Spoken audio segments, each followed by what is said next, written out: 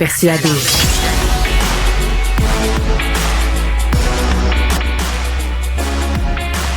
Alexandre Dubé. Souvent, l'achat d'une propriété, c'est une de nos plus grosses transactions financières à vie. Quand ça tourne au cauchemar, c'est extrêmement malheureux. Dans le journal ce matin, il y a une histoire qui risque d'éveiller un peu nos consciences. C'est une dame de 75 ans de Lanaudière qui a été condamnée à dédommager le couple qui a acheté sa maison pour à peu près 75% du prix qu'elle avait demandé. Son prix de vente était de 465 000.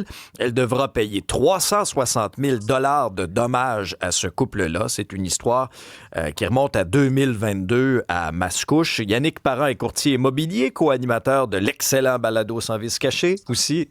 Salut Yannick. Salut Alexandre, salut Isabelle. Allô? Bon, dans ce cas-ci, Yannick, là, le point de départ de tout ça, c'est qu'il n'y a pas eu, entre autres, d'inspection au moment de la transaction. Hey, ça, c'est un bon point pour partir ce sujet-là. Effectivement, il n'y a pas eu d'inspection. Puis, selon ce que je vois dans le journal, Alexandre, moi, je pense que minimalement, une inspection visuelle d'un professionnel immobilier aurait probablement, on dit probablement, pu déceler là, certains signes. On parle de pourriture sur le plancher du sol, on parle de multiples infiltrations dans la maison. On parle d'une fondation qui était finalement en bloc de béton. Je sais pas, tu connais un peu le principe. Au lieu d'avoir une fondation en béton, qui était supposée être, dans le cas qui nous occupe, c'est une fondation avec des blocs qui étaient un par-dessus l'autre. C'est quand même des points, normalement. C'est sûr qu'un inspecteur peut pas voir au travers des murs, c'est une inspection visuelle, mais il est permis de penser que c'est une démarche diligente et je ne répéterai jamais assez souvent aux gens qui vous écoutent, qui nous regardent, Alexandre, à quel point c'est important de faire inspecter, mais dans le cas qui nous occupe, la juge a statué que l'absence d'inspection n'était pas un motif suffisant pour ne pas trouver coupable quand même la vendeuse dans ce cas-là. Éclaire-nous un peu là, du processus lorsqu'on met en vente une propriété, par exemple. Lorsque vous remplissez là, les documents avec le vendeur. Comme vendeur, là, s'il y a des problèmes avec la maison, t'as pas le choix de l'écrire, t'as pas le choix de le déclarer. Sinon, c'est vrai que tu vas te faire attraper là, par les problèmes. Ce qui est le plus payant en immobilier, Alexandre, Isabelle, c'est l'honnêteté et la transparence. Puis c'est exactement ça. Il faut faire la déclaration du vendeur. Puis des fois, les gens, à tort, craignent qu'en déclarant des choses, en déclarant tout, justement, ce qu'on connaît sur notre propriété, qu'on vende moins cher, qu'on vende moins bien, bien, c'est exactement le contraire. Vous allez mieux vendre, vous allez vendre en confiance aussi avec les gens qui vont acheter et ça va éviter justement des situations comme celle-ci parce que ce qu'il faut jamais oublier, tout ce qui est connu. D'ailleurs, un des critères pour considérer qu'on a vice caché, il faut que le vice en question ne soit pas connu de l'acheteur au moment justement de l'achat de la propriété. Donc, le fait de faire inspecter va révéler une panoplie d'éléments et ces éléments-là, une fois qu'ils sont connus par l'acheteur ne peut pas prétendre au vice caché. Donc, l'inspection protège et l'acheteur et va protéger également le vendeur dans ce sens-là. Donc, déclarez ce que vous connaissez sur votre maison. Vous en sortirez gagnant par la suite, c'est certain, et ça va être transparent comme processus. Dans ce cas-ci, est-ce que c'est rare que l'acheteur est reconnu coupable alors qu'il n'y avait pas eu inspection?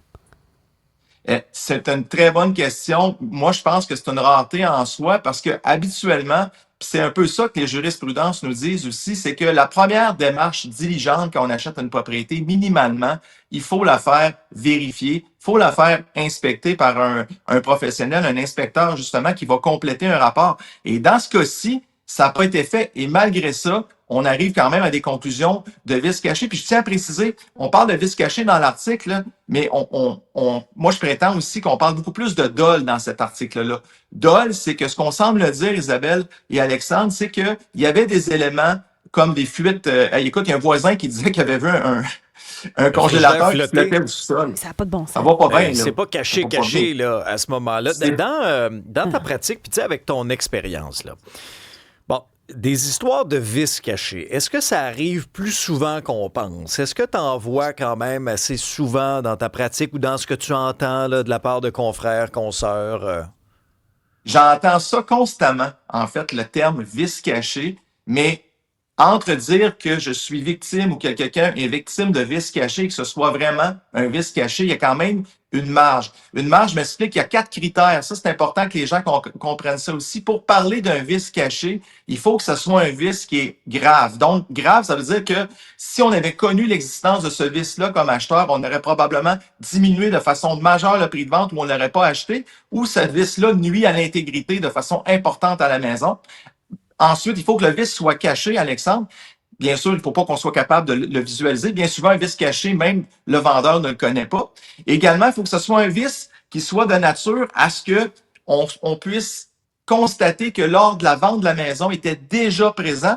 Et il ne faut pas aussi que l'acheteur soit au courant de ce vice-là. Qu'est-ce qu'on veut dire par là? Ça, c'est les 4 critères.